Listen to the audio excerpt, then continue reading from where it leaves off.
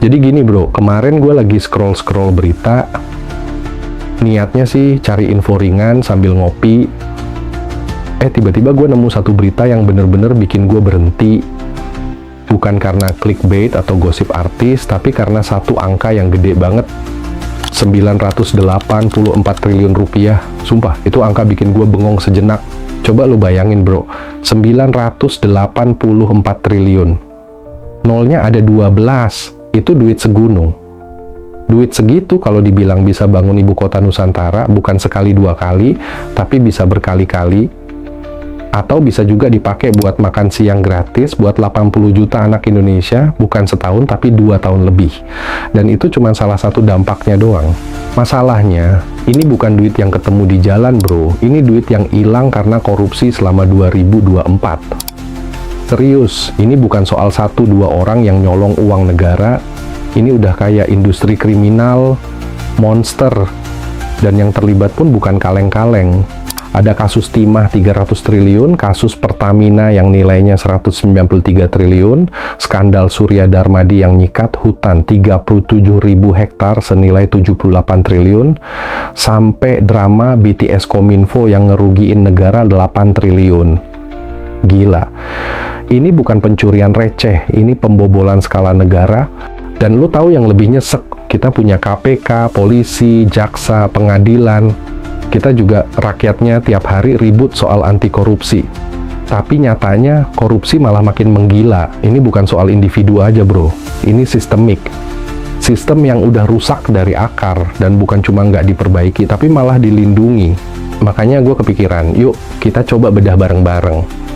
Kenapa bisa ada monster 984 triliun yang hidup subur di negeri yang katanya kaya budaya, kaya sumber daya, dan katanya religius ini?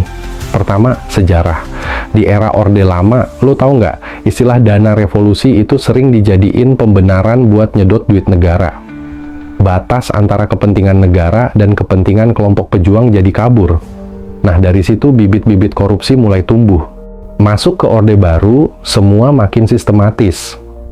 Korupsi udah bukan sekadar aksi ilegal, tapi bagian dari sistem itu sendiri. Lewat yayasan, proyek-proyek, dan sistem UPT dari bawah ke atas, semua dirancang buat ngasih makan elit. Kalau lo loyal, lo dapet jatah. Korupsi jadi alat kontrol kekuasaan, udah bukan bug, tapi fitur. Lalu datang era reformasi. Rakyat bangkit, turun ke jalan. Harapannya, demokrasi yang lebih sehat, kekuasaan yang dibagi merata. Tapi ternyata naga besar di pusat memang dipotong, tapi ratusan naga kecil lahir di daerah. Desentralisasi kekuasaan malah bikin lahan basah buat kepala daerah main proyek. Gak main-main bro, dari 2004 sampai 2022 KPK udah nyiduk lebih dari 150 kepala daerah. Belum lagi revisi UU KPK tahun 2019 yang justru melemahkan lembaga yang dulunya ditakuti koruptor. Jadi, bukan yang nguat, sistemnya makin defensif. Sekarang coba kita lihat dari sisi ekonomi.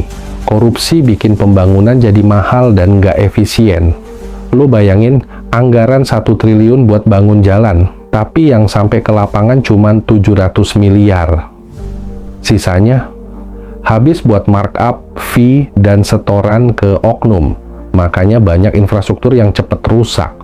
Jembatan roboh padahal baru diresmiin, jalan bolong lagi padahal baru diaspal. Itu semua efek dari korupsi. Dan lu tahu gara-gara sistem yang kayak gini banyak pengusaha ogah investasi di sini. Mereka males ngurus izin karena banyak pungli. Bikin pabrik ruwet, harus nyogok sana sini. Akhirnya mereka pindah ke Thailand, Vietnam, tempat yang peraturannya lebih tegas dan jelas. Nggak cuma infrastruktur, sektor pangan pun kena imbas. Harga daging, bawang, cabai bisa melonjak bukan cuma karena musim, tapi karena kartel impor yang main mata sama pejabat.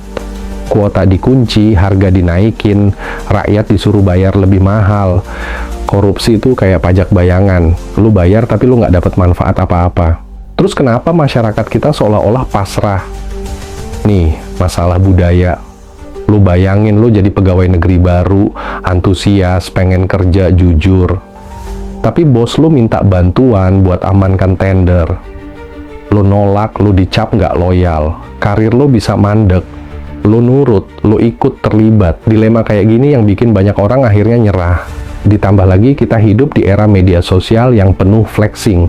Pejabat pamer mobil mewah, arloji mahal, anaknya naik motor gede, padahal gaji resminya nggak masuk akal. Ini menciptakan standar palsu soal sukses. Banyak orang jadi pengen jalan pintas, dan korupsi jadi jawabannya. Yang lebih parah, koruptor nggak dianggap penjahat. Dihukum ringan, dapat remisi, keluar penjara malah disambut kayak selebriti. Seolah-olah mereka cuma sial karena ketahuan, bukan karena mereka ngkhianatin negara. Ini yang bikin kita makin kebal, malu nasional kita hilang. Nah, duit hasil korupsi itu nggak diem. Dia muter, dicuci lewat bisnis legal, dipakai buat kampanye, bayar influencer, nyusupin orang ke parlemen. Tujuannya, bikin kebijakan yang menguntungin mereka, UU Minerba, pelemahan KPK, itu bukan kebetulan. Itu semua desain buat ngejaga lingkaran setan ini, negara disandra. Ini udah level state capture. Dan siapa yang nanggung? Kita bro, rakyat kecil. Lewat pajak, lewat iuran BPJS yang naik, lewat harga pangan yang makin nggak masuk akal, sampai kualitas pendidikan yang nggak kunjung membaik. Anak-anak kita dibesarkan di sistem yang udah retak dari pondasi. Yang bikin sedih, masyarakat makin apatis. Semua pemimpin sama aja. Dan ketika harapan mati, demokrasi ikut sekarat. Kita hidup dalam ekosistem korupsi, dari lahir sampai tua. Kadang kita nggak sadar, kita pun bagian dari roda itu. Jadi apa solusi? Nangkep pelaku, penting tapi nggak cukup, kita harus keringin rawa. Selama sistem masih becek, nyamuk bakal balik lagi. Kita butuh reformasi total, hukum yang beneran adil, dan revolusi mental yang nyentuh semua lapisan. Ini bukan sprint, tapi maraton panjang.